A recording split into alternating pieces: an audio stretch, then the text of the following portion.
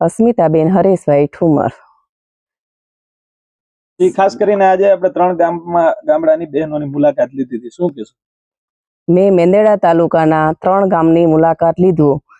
જે નારી શક્તિ છે ને એનું મેં અભિયાન શરૂ કર્યું છે કે જેથી એ પોતાના પગભર ઊભી રહી શકે, જેવું કે સીવણ ક્લાસ, પાર્લર, નાની મોટી આઈટમો બનાવી શકે, પછી જેવો કે કૃષિ મેળા હોય એમાં એ પોતે લઈ જઈ શકે અને એમાંથી પ્રોત્સાહન મળે અને બીજી સ્ત્રીઓ છે એમાં જોડાય અને ભાગ લે।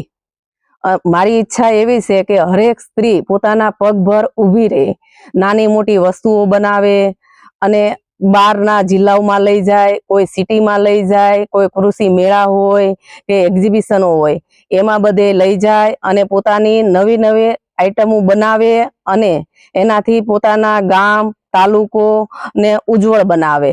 અને મને જે અત્યારે મેં જે 3 ગામ લીધા છે એમાં મને બધી સ્ત્રીઓનો સાથ સહકાર સારી રીતે મળ્યો છે અને નરેન્દ્રભાઈ મોદીનું સપનું હતું કે સ્ત્રી પોતાના પગભર થાય અને જાતે કામે અને પોતાના બાળકોની પરવરિશ કરી શકે।